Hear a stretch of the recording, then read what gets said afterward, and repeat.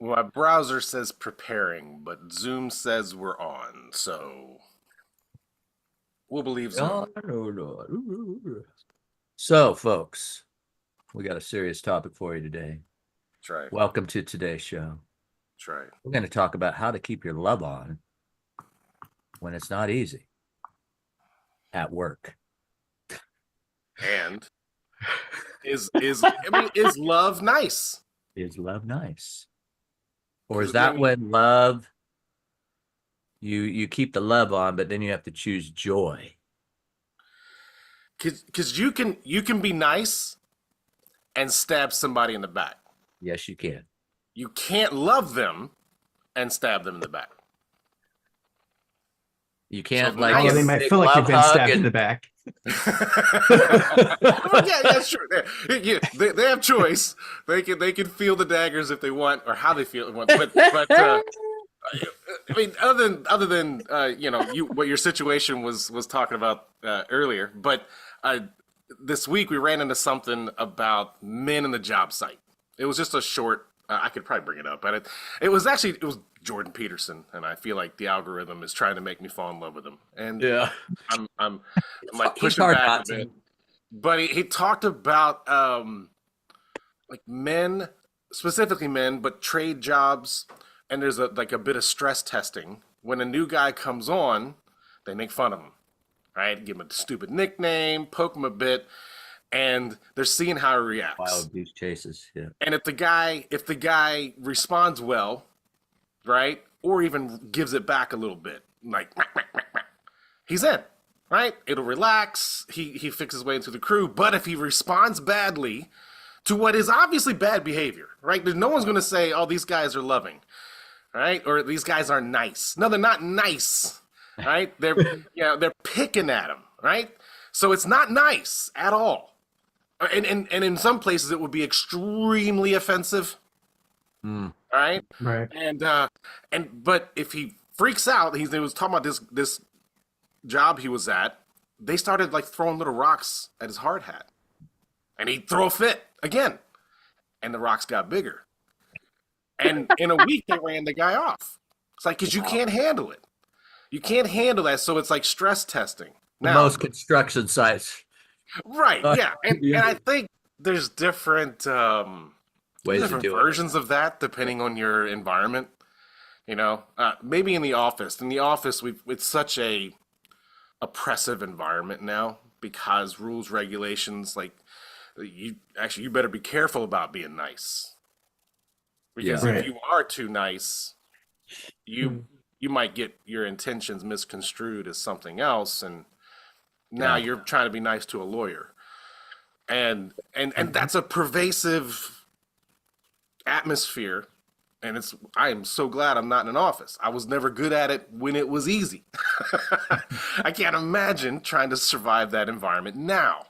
Yeah. Um, but like, okay, is love nice? And what is the place for that? Because some people are really affected and hurt by little ribbing like that. Like I have friends who are like, man, I can't take that. Like it really affects me. So don't mess with me. Yeah. And It's a difficult place. Um, Ribbing and jesting. I mean, scripture does speak about idle voices, idle words, and jesting that can be a dangerous, and it basically says to avoid it.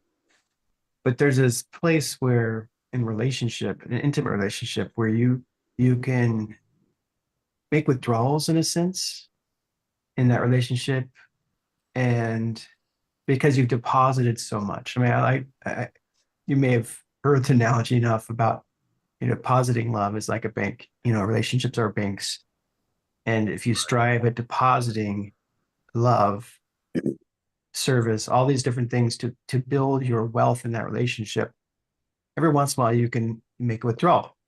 right. And as long as you The keep right your moment. Make sure. balance, Yeah. yeah, because sometimes you make mistakes and you fail, right? Human Yeah. nature, you make a mistake in the relationship because you have invested so much. That failure is a withdrawal, but it's not going to zero out your account or go into the red. But in the And work, I think you in the don't. workplace, there's not, right. Well, in this context, that's a Hard. dangerous thing because It's a different if someone circle. is empty tank or empty bank account, and these guys are coming in and making withdrawals without investing first, that's In the red, I right can away. see where it messes up, relationships. Yeah. I don't think love. It's hard because Father plays with us, right? He knows how to steer us with sarcasm sometimes. He knows how to use all of those tools for our good. And he's the model which we should strive to be like. But I think for the most part, we suck at it as humans. And we should really lean hard in doing love posits 99% of the time. Because we're going to make enough withdrawals in our mistakes. With my boys, I have relationships where I'm very careful, very cautious, and they're few and far in between where I can make a withdrawal with sarcasm, poke and rip. But I'm always very vigilant about body language, about where their heart is at, where their mind is at, what the circumstances of that moment is. I'm always reading that with them because I greatly desire to build them up. And when I feel like everything is good in their life and they're moving along and relationship is strong and healthy, then and there's freedom to rib them. We'll do that, you know. And they don't take it as mom and dad rejecting me. Right. Sometimes, and sometimes it's a teaching tool because they realize they've done a bonehead move and our sarcasm, our ribbing is just highlighting in a humorous way, that, oh yeah, I made a stupid move here, made a stupid choice, but they don't feel the withdrawal of love being pulled back, right? And I think that's something that really works only in a healthy relational dynamic. Otherwise, it's detrimental to the relationship. And I think more people deal with the latter, the detriment to relationship, than in the former, because there isn't a intimate connection point. There hasn't been enough investment in a relationship with each other to afford such a withdrawal. And so we have more broken hearts than healthy hearts in relationships because people have failed to use those tools to grow a relationship in a proper way. And use them more beating people because they're hurt too, right? But that's just the way they know how to have a relationship. This dysfunctional form and function of relating with one another. I mean, that construction site example, that's a dysfunctional form of building relationship. They're using it to build relationship in a very trying trial by fire, experience. Yeah, And only definitely the accelerated. confident of heart and mind can endure it. Everyone else is driven off. Right, which that he was saying that's the purpose behind it. Like, if you can't take it, if you're weak, we want you gone now. We don't want to find this out 6 months later. Get out. If you can't handle a little bit of exposure, and I guess that's the perspective. In one way, I used to think of it as if I'm made fun of, and this is not unique to me, but if you're the things you may be insecure about, or forget insecurity because that varies, but the insufficiencies, the inadequacies, the issues. If you're joked about it, then there's a part of that says we're accepting. Like, if we can joke about it, then it's cool. Like, it's out in the open. Hey, dude, you walk with a limp, whatever. It's okay because we're messing with you about it. The problem is it's hard to tell when somebody's acting like it's okay.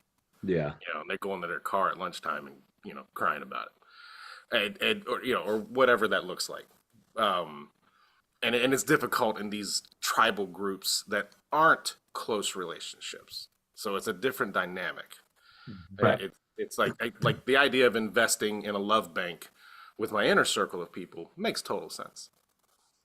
The idea of investing in a love bank with coworkers, I don't know, it doesn't feel seamless. There's something, that's an odd thing. Yeah, my question yesterday, I was asking my wife, or might have been yesterday, the day before, is it's like, I've been with some of these coworkers, for 7 years, and it feels like, I mean, I'm an outward processor, I'm an outward, and so I am the one that's usually asking, how you doing? How's your day? And I mean, you still get those like what we would call churchy answers. Yeah. But for me, it's just like, okay, I've been working with you for how many years and you're still giving me those answers. Where, when do we start, you know, uh, start being real with each other? You know what I mean? I mean, these aren't people that I just walk, past in the hall. These are people that I work with on a pretty daily. Yeah. It's like after a while, and I know the whole, we got to keep things professional and all that, but Oh yeah. professional can still be real and you could still be honest and you could still, you know, I mean, if you're around people long enough, and I can tell when things are going, you know, when Hmm. things are, when you're struggling or whatever. I know your mannerisms. I can read your body language. And so that's, we, you know, and so my wife was, yet, yesterday or whenever it was, she was just like, well, most of the world still doesn't think the way that we think as sons. And even a lot of sons don't think the way we think, you know. Relationshiping is Hmm. important and being vulnerable to each other is valuable. And to have a purpose in that relationship besides just work. I mean, I really feel like, the Father has put us all together in there for a reason, whether we realize that or not, and a lot of times is to build relationships. He's putting those relationships from all over the place for connecting points. And Right. yet we are so afraid of each other, we might say something wrong or oh my gosh, this person needs a real, needs a hug because they're suffering, but oh, I can't hug her because she's of the, opposite sex and something might get construed in that way and whatever. And it's sad that, Yeah. Opposite doesn't even matter anymore. we have to even think that way. I mean, we have to be really careful when the kids come, for me personally, for the kids to come, they're just kids, kindergarten, whatever, and they just come and they just launch themselves at you. Oh yeah. There's no protocol for any of that, but Right. we have to be, that's why there's cameras in every room. Yeah. Yeah.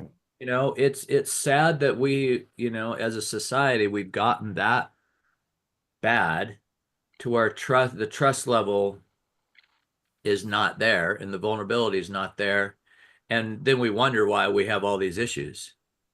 Right. Well, the system of protection encourages a clear difference in relationships. Yeah. Like what does being professional mean? Yeah. Well, we Like, got a whole no, protocol right. and all videos you got to watch and you got to do all this. And I understand. Sure. We have a lot of predators out there, Right. Yep. you know. And so that's, protection is, we can't ignore that. No. But by doing that, we've set up walls in a sense to where we, have to, everything's got to be professional. Workplace has got to be professional. We can't get too, vulnerable, Right. It's a otherwise, dysfunctional answer to a an issue that, and it's an imperfect response of rules and regulations to solve a heart issue yeah, that can't Right. be solved with these rules and regulations. Right. So it's actually futile in some degree, you know. And it makes me remember now why we're called into a community Mm-hmm. of Yeah. believers, of those who search after a relationship with Christ, with our Creator, our Father, to come together in oneness and unity, to be set apart, to demonstrate to the world a community that works in function, that works in a healthy um, relational dynamic, where these rules and regulations aren't necessary because we're guided by a different standard. We don't have a construction. Can you imagine being a part of a community, a church, where you enter in and your first experiences within that church are the they're throwing rocks at you with your helmet, like they're ribbing you, like Helmets your required. visitors, you're required to rib your visitors and see whether we want you here or not. Churches wouldn't grow, right? It would fall apart, I don't know. I or may stick around for the they show might be though. biker gangs. I don't know. But the reality is we're supposed to be a community based on this whole different framework Yeah. that becomes a place of warmth, security, embracing, separate. And you can use all the different terms you want, but specifically separated out from all the other world's examples of community and stood apart as a sign to all these other forms and functions of relationship and saying, this works. This is healthy. This is the purpose. This was the design from the beginning. And it stands in stark contrast to all these other attempts to have healthy, meaningful relationships and communities of growth. And I think that's something that the church still struggles with.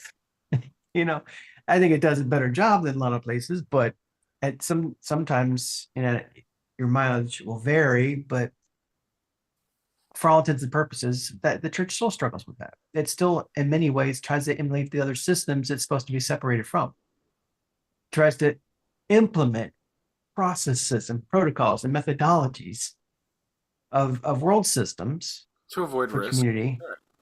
to avoid risk or to avoid irrelevance in their minds, so that they can bring cohesive, healthy relationships. And then what do they get? The same produce that these other systems get, the same Be organic. dysfunction that these other systems, because they're applying those systems to a wineskin that was intended to be different and engaging differently in relationship with one another and with their Father in heaven, with creation.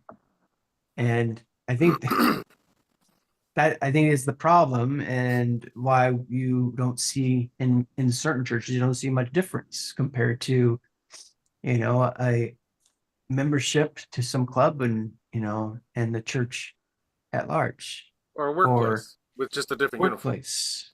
Yeah. Or it's a business in structure, right? Whatever. I've been in churches long enough in my life, even though I'm not currently in one.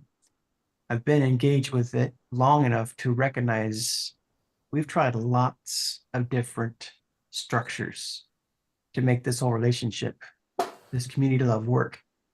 We've tried a lot of exterior world designs and systems to try and apply it to this wineskin, and it's worked somewhat, but in the end, it's just devolved right back into the same issues.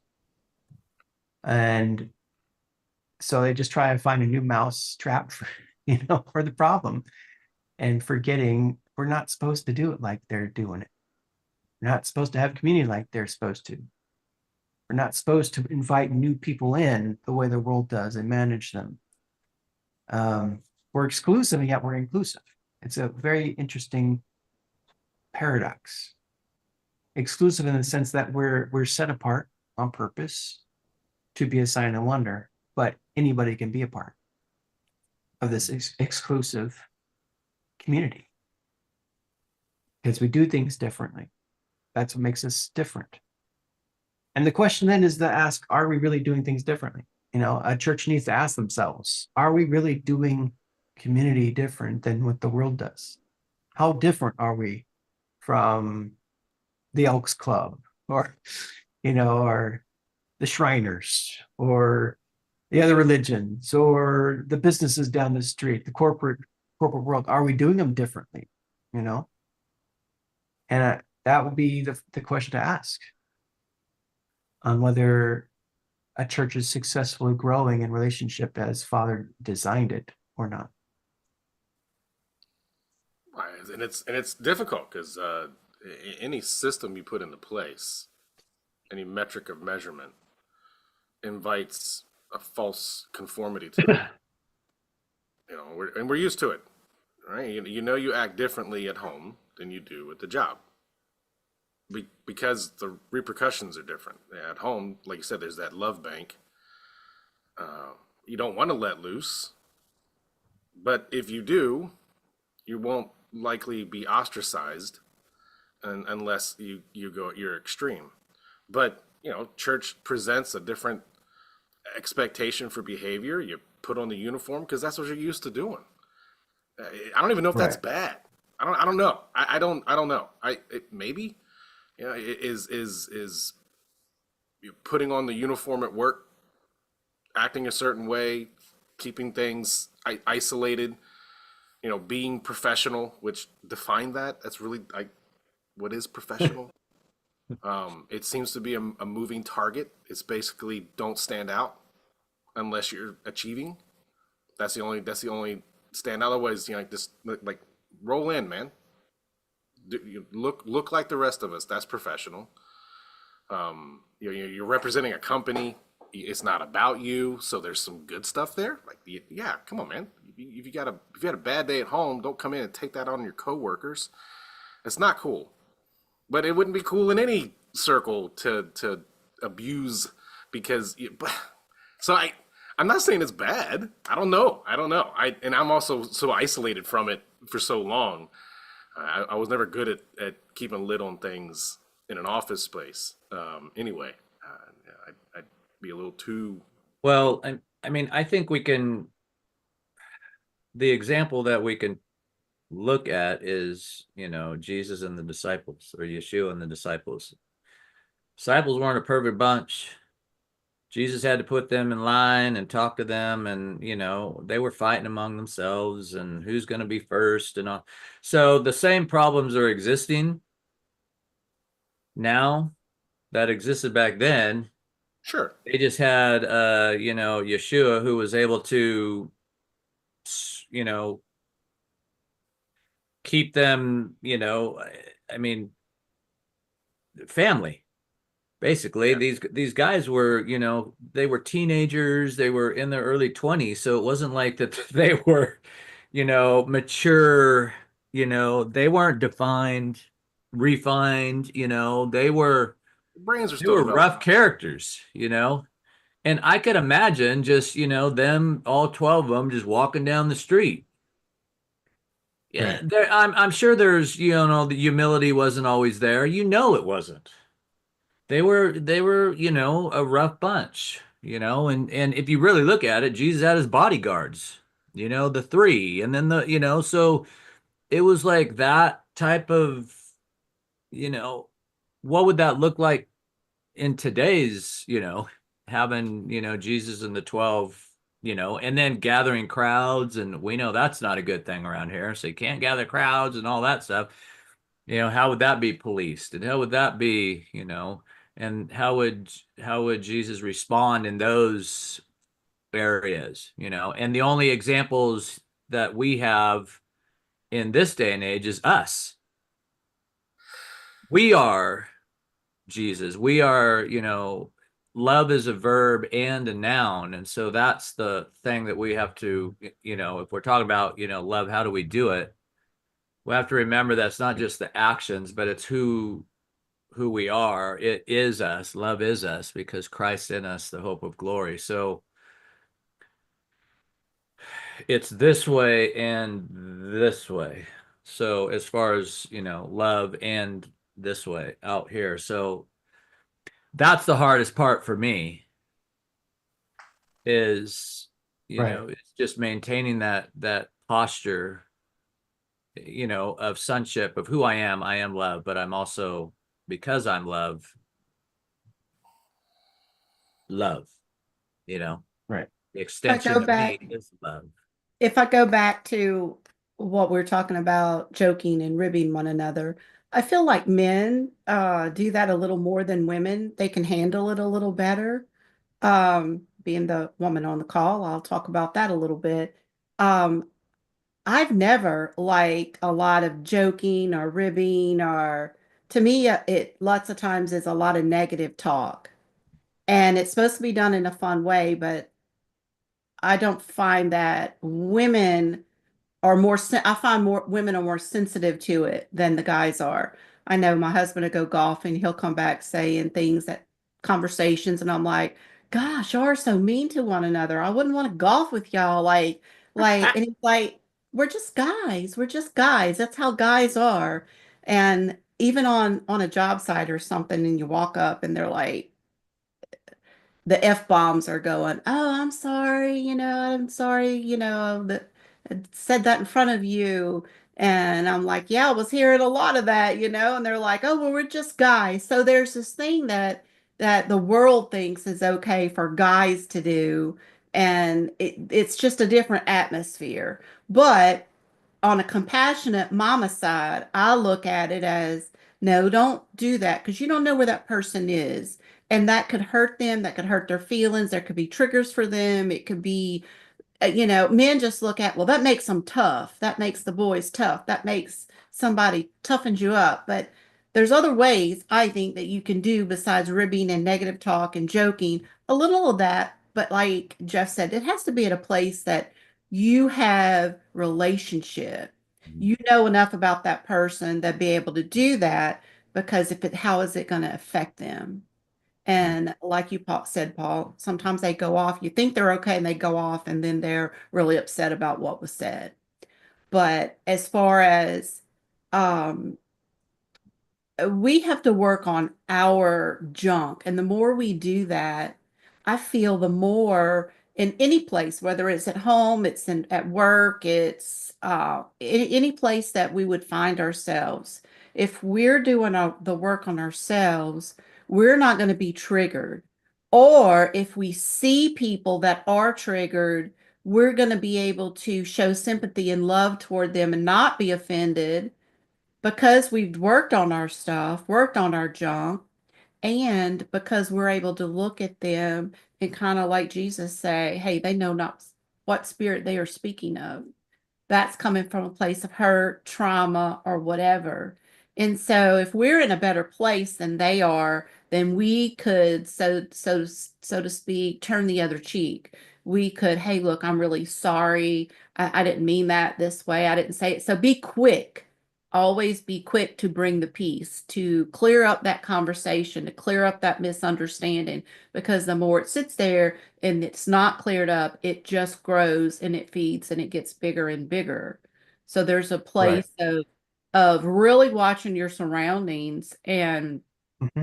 and trying to show love and bring joy. And when you know you've not done anything wrong, do your best to clear it up, but don't let it steal your joy. Walk in your peace, walk in your joy, let them see you not affected. Places that I've had to work on myself is in condemnation, because even if I know that I didn't do anything wrong, I still feel like I did it. And I'm like, what am I doing? I don't have anything why am I feeling bad? Why do I feel condemned? Why do I feel like this?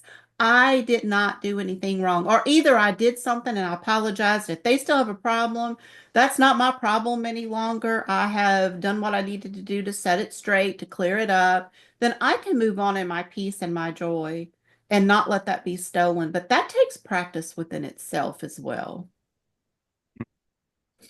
Our words need to be salt, need to be seasoned with salt, right? I mean, scripture spends a lot of time about speech.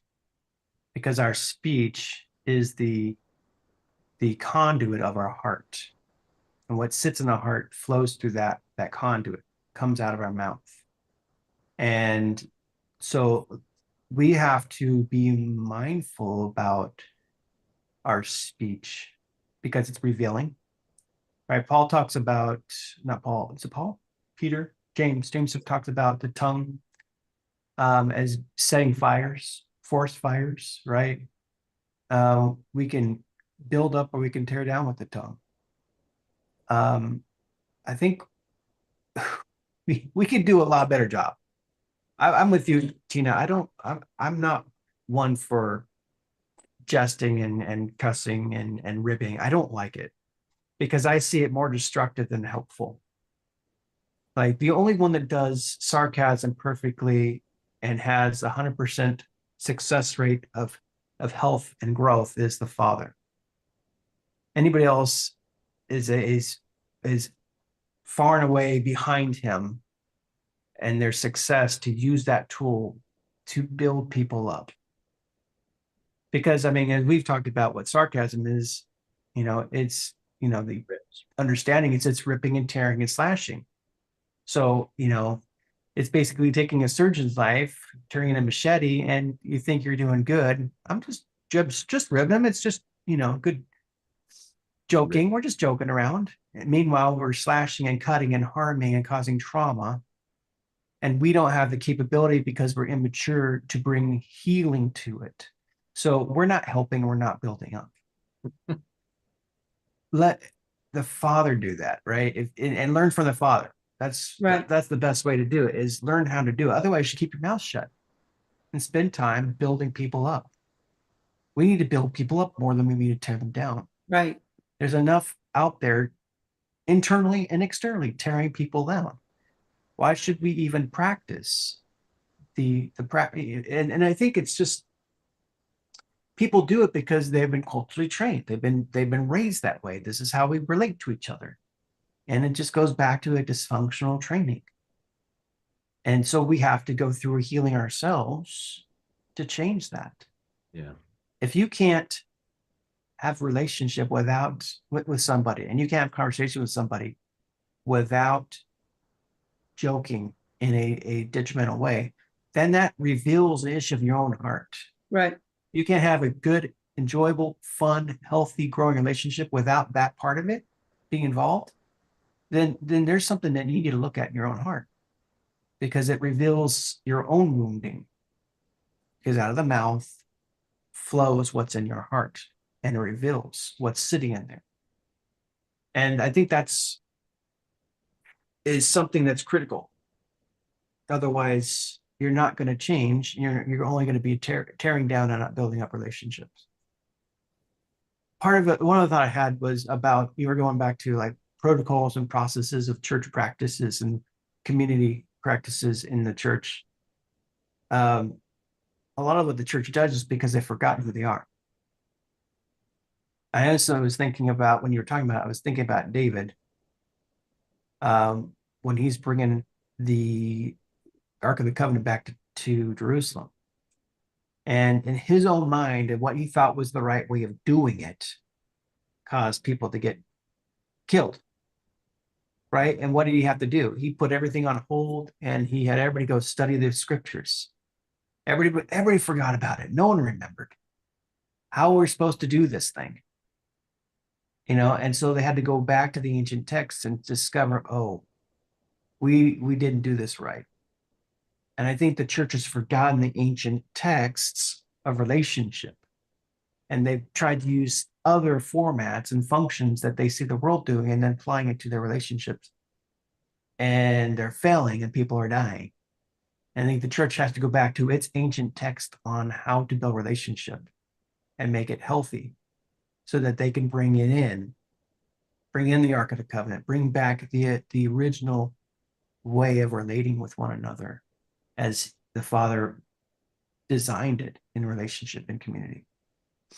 And it's a forgetfulness. It really is. We have been wired and programmed to think a certain way. We have generation to generation onboarded the world's systems of how to build relationship. And we cannot get beyond a different result because we're using other textbooks on how the relationship, not the ancient primary textbook that he created, that he designed us to be and operate in.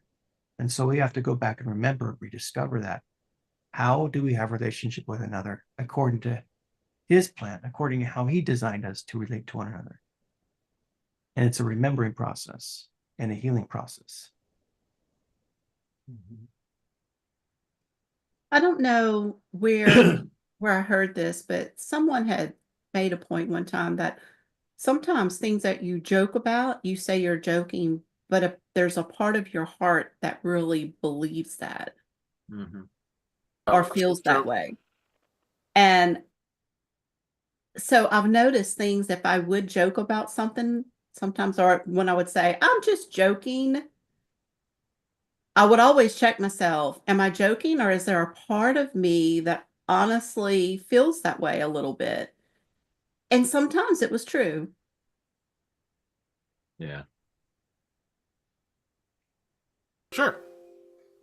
Yeah, I mean, this is all complex, right? Like, so if the ribbing on the job site is an evil, it's not love.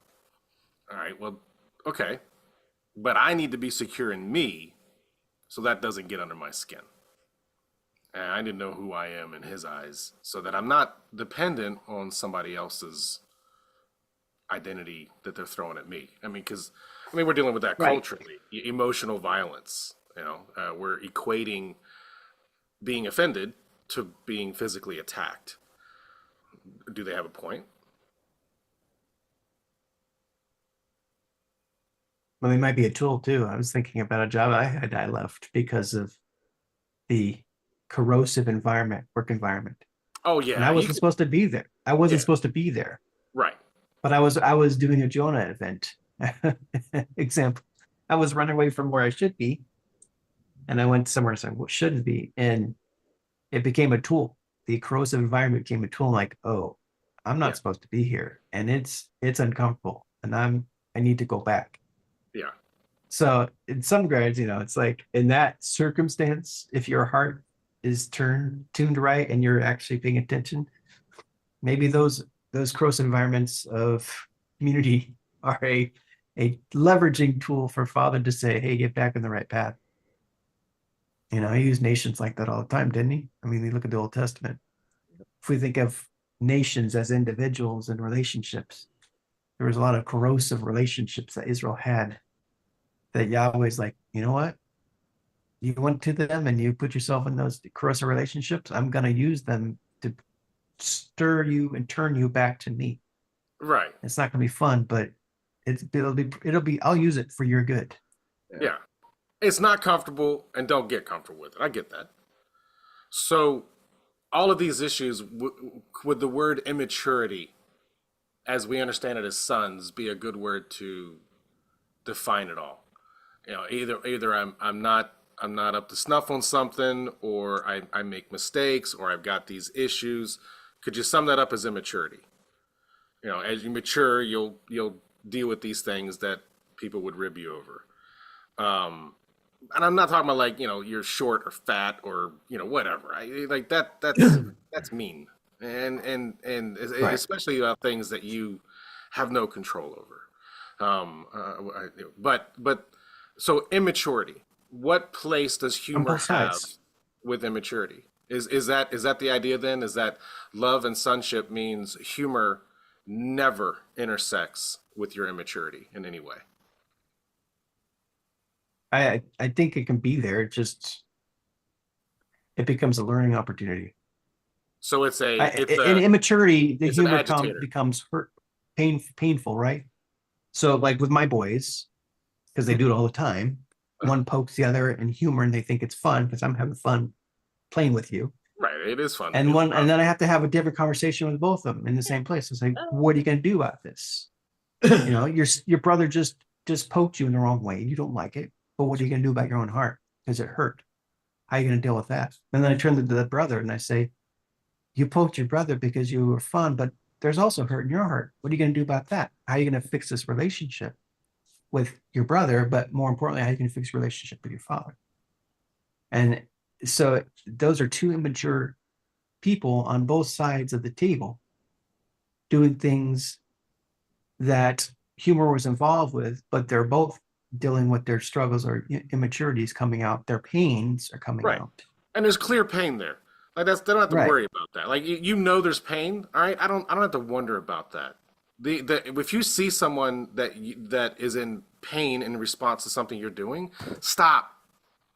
Right. Like we get that. That's simple. That's low-hanging fruit. I don't have to wonder about that behaviorally or even as the intent of the father, and the intent of relationships from our discussion here, it seems like the real way to build relationships is always be nice. And humor doesn't intersect with your immaturity in any way, especially in regards to how you treat someone else. Like that's not, at least that's what it seems like we're coming to. That's the conclusion. Like you don't Humor, mess with, like, so I think you know somebody. When you know somebody, yeah, you know where humor is acceptable and where it's not. right, Let's say you had a hard conversation with somebody about getting over something, and there's this agreement to help one another to get over this stuff. right. If they And can when laugh they with you for they real, and if it's they okay. hit that wall again, you're like, hey, did it again, didn't you? You got me.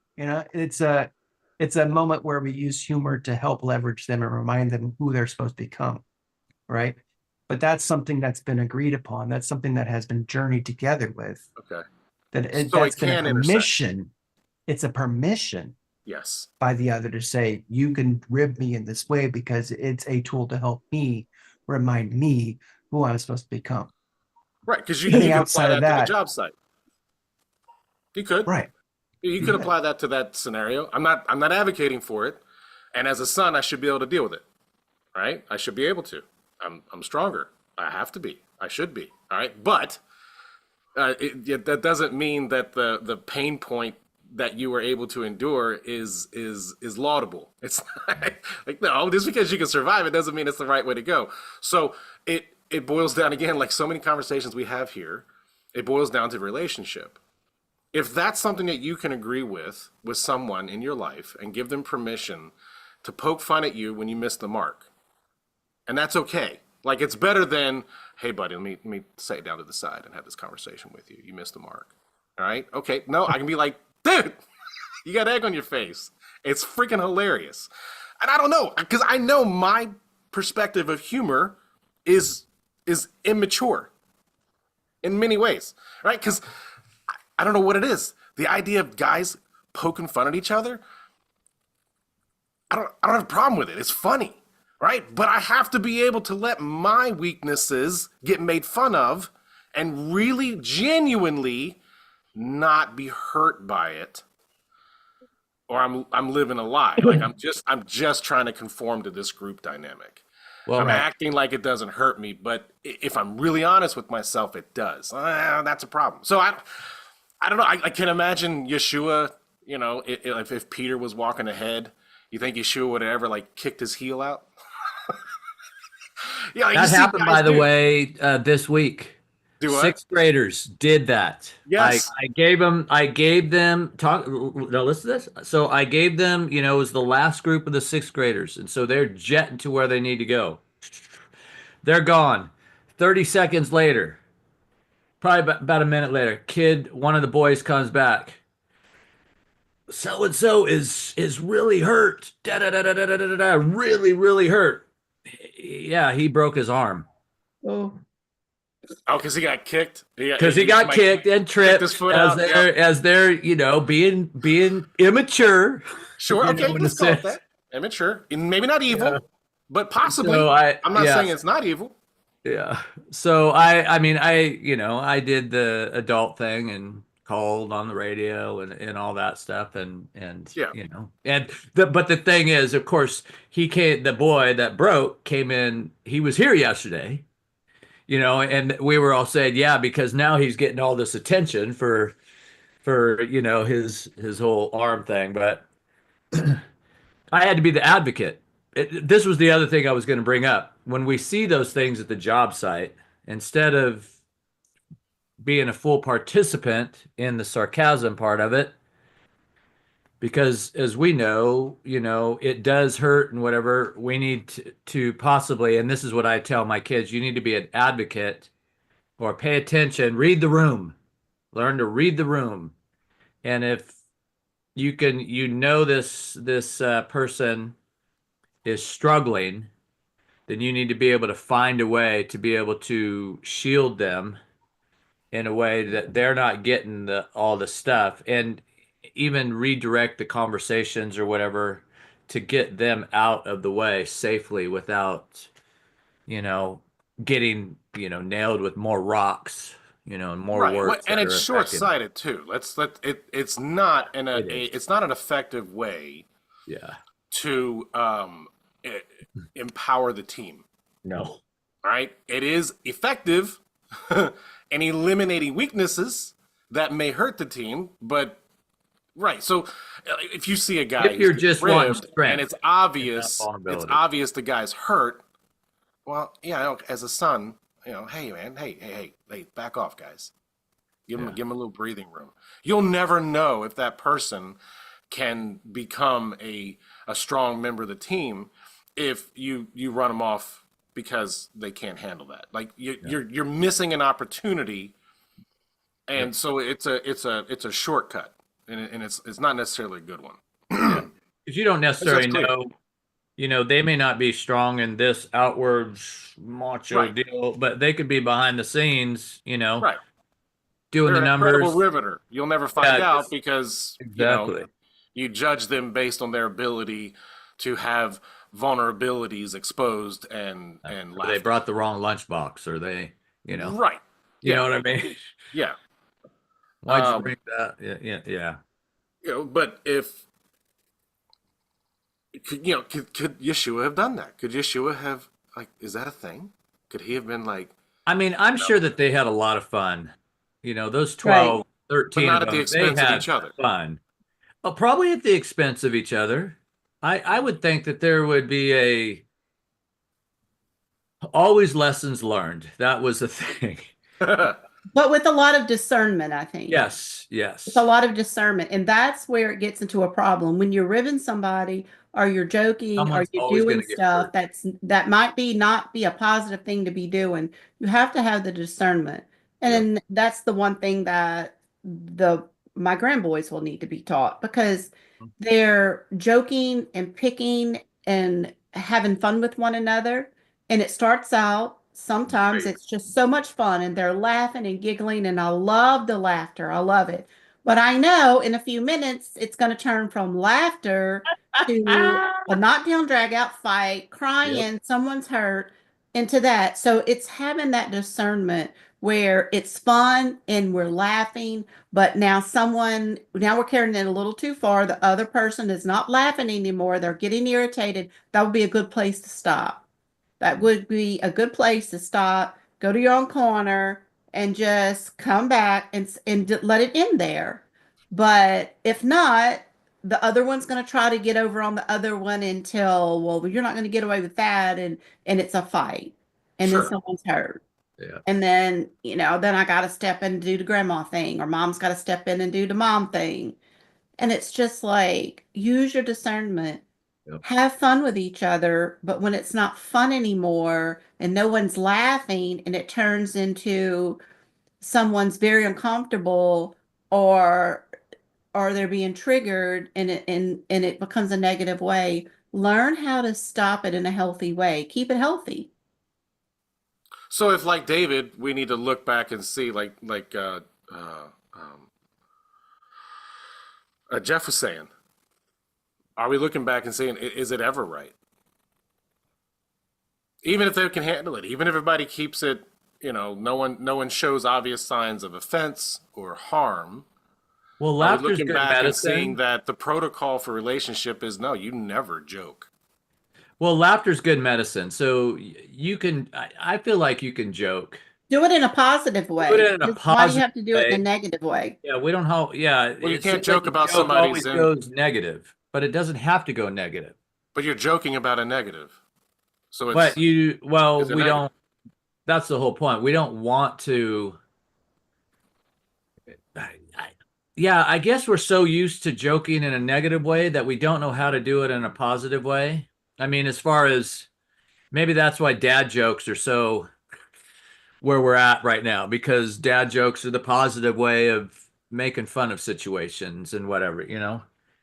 It's when you Sort of, start yeah. doing the ribbing, you just have to know when to quit. That's what we say with the kids.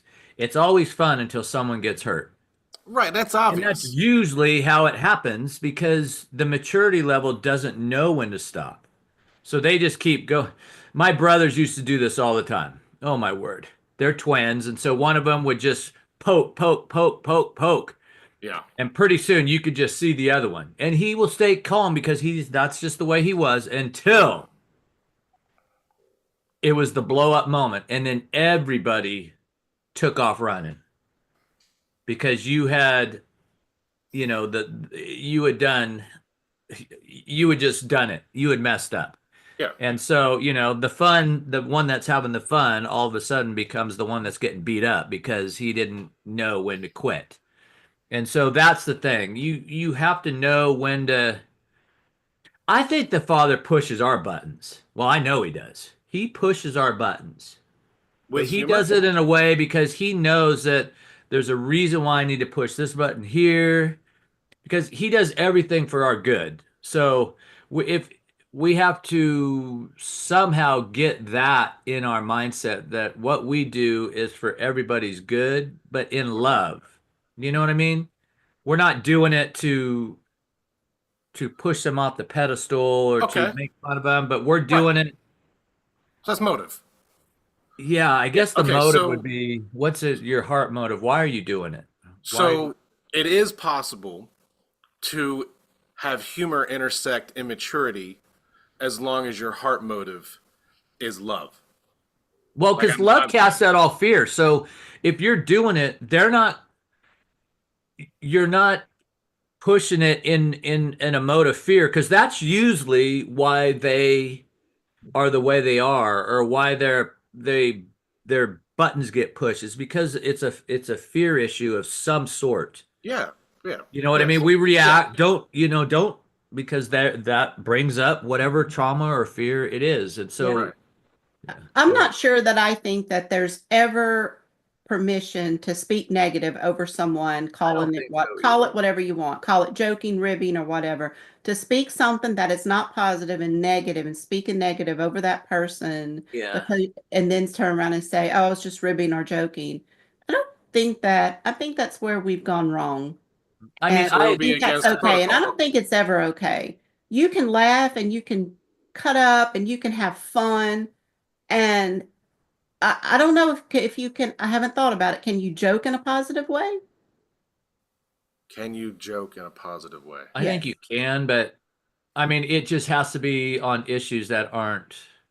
See, I can say I've experienced it, and I can say yes, you can, but I can't justify it with intelligent sounding words that are consistent with What do you what I mean? what I understand, right? Like, Yeah. yeah, has someone done it to me? Yeah, I maybe, but maybe I'm fooling myself. Can I honestly say that I received ribbing at my immaturity, and I can say I felt accepted? But is that brokenness? Like I felt accepted, but I shouldn't have. I should have seen it for what it was. I And could and so like honestly say I could go my whole life without being ribbed or joked at in a negative way. And maybe that comes from being raised as my brother and sister, they're so much older that I was almost raised as an only child. So yeah, maybe I didn't have that interaction, so it bothers me more. But I think I don't need to be joked. I don't need to be spoken negatively to, not even in a joking way. Yeah. I could totally do without all of that. I yeah, agree. And it Yep. would not even, I'm yeah. And okay it's a with foregone it because conclusion. It's I very just clear. really dislike it. And I come from like my husband's a joker. He loves to just rib and pick and joke and cut up. And I was like, since we were dating, I said I didn't like that. Has he stopped? No. Is it the one thing that I wish I could change about him toward me? Yes. because I don't like it. He doesn't get it that I don't like it. And so his little thing is, you're no fun. Well, no, I'm not. I don't like that. I just speak something positive, be kind, love me patiently, be kind and patient, like I don't like that. Mm. But now you could sit down and have a conversation with me about negative things about me. You have a poor tone with this. You have a poor attitude about this. I may not like it at the moment, but I'm going to get off to myself and I'm going to sit with that and I'm going to start working on how to change that and how to do that better. Right. Come with me with sincerity. Yeah. Yes. Yeah. And the acceptance is there. If I'm But let's coming to you don't with joke about it. sincerity, Let's handle it and say, hey, this is some area that you really need to work on and you may not see it, but I just want you to know. But watch how you come at me with it right. too. Because you're could come with the wrong tone telling me I'm speaking in the wrong tone. So Sure. then you I, got two negatives, it will take me longer to deal with my junk in that area. and to me, that's pretty clear. I feel like I can speak with authority on this as a son. That if you see that somebody is hurting because of what you're doing, you can't justify it. Right. Really, there's no justification. It's like you need to read the room. If your husband can handle being ribbed at, then I might rib him. I don't know if that's right. I'm not justifying it. I don't know. It's the question I'm asking. But like that's obvious. When he says, "Whoa, that's too far," you stop, Yeah. or you don't love the person. Well, and You're not chances are they're loving not the going to person. say that's too far, stop, but you should be able to see by their actions and their countenance that that's too far and this, I need to stop now. You have Yeah, to be able to use your own discernment. But right. still, yet, why do we feel that we need to rib someone and joke negatively to them? Why, why do we feel like that's something that we need to do?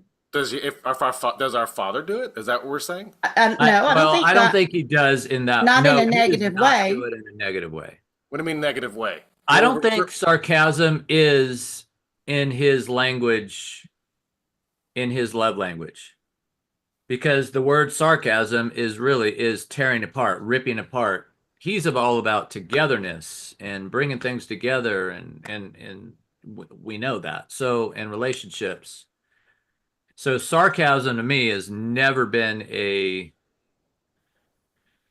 I've never, well, it's been a very long time that I've used sarcasm because Yeah. I just know it hurts. And there's power in the tongue, death and life and death's in the tongue. So I'd rather speak life. That's my, you know, that's my thing. And I'm learning, I have to steer these conversations a lot at the elementary level, at the school with the kids. Yeah, they're experimenting with I mean, word warfare. yeah, yeah. They don't know. They don't know that They're fighting each other with toothpicks, so to speak, but they're hurting each other with these toothpicks, correct. Yeah. and so that's what the saying, sticks and stones will break our bones, but words will never hurt us. That is the lie from the pit of hell. I mean, words hurt worse than sticks and stones, and words Yes. can kill a person. And we're Literally. finding that out way more now with the younger suicide rates and whatnot because of the bullying and the online stuff. It's just like, Yeah. man, words are powerful. And the thing is, when you're online, you feel like you have there's more power in that because you can just the face isn't there or whatever, and you're Right. It's not, anonymity or yeah, you're not perceived doing anonymity. this, and so that's, well, I didn't say it to him. Well, it doesn't matter. Your words and your actions, and they don't understand the frequencies and what it's actually Correct. doing. Well, yeah. Not to Plunging that intentionally into the, turn this political, but that's what we're dealing with. yeah, Do yeah, we want a government that can come in and say, "Hey, you hurt that person's feelings. I'm going to restrict your access to the world." yeah, yep, I don't. yeah, That doesn't mean I'm advocating for people to hurt each other, but I don't want an outside man-built authority To be able to come in and be like, well, you hurt that person's feelings, that's the same as if you hit them. Right. Although we just said it's the same. In fact, worse. You Yeah. can dodge a punch. You can absorb a punch. But I know personally, my words have hurt worse than any punch I could have ever thrown. Because I've hurt somebody who allowed me into their inner circle of relationship. Yeah. So I recognize that. And but you know, the conclusions we come to as a culture in how to manage each other, like, no, you can't joke about somebody's infirmities or issues or immaturity. You know, their growth, the where they are in the growth process to becoming perfect. Yeah. You can't joke. And our culture is moving towards, you know, maybe that's right. Maybe you should go to jail because you hurt somebody's feelings. I don't know though. It doesn't feel right to say. Yeah. That, I mean, obviously, yeah. That's a different subject because we're out of time, folks. Right. It's, oh my word. Go directly to jail. Yeah. Well, this was All right. a good topic to discuss and share because I mean, I feel like we got some answers, but there's still a lot of questions and There is. But the answer is really easy as far as the conclusions we came to is love each other. yes. Yep. Right? If you chose to do something that you think is okay and you thought they thought it was okay and you see that they're not okay, Yeah. it's not okay. Yeah. Right. Love it. And as much as there's hurt and stuff going on in the world, why do we even feel the need that we need to do that? Mm-hmm. Why can't we just love people where they are and build them up and do things like that in the time that we're in? People need to be built up. They need to think that they need to know who they are in Christ. And we could do a lot of that instead of the other. And Yeah. we would be a lot better off. Why do Maybe we you don't want have to be nice, but we know it works. Right, We know it works. Mm-hmm. It always works. right. It always works. It is a proven Yep. technique. Be nice. That's right. And it works. All right. On that note, be nice, love each Right. other.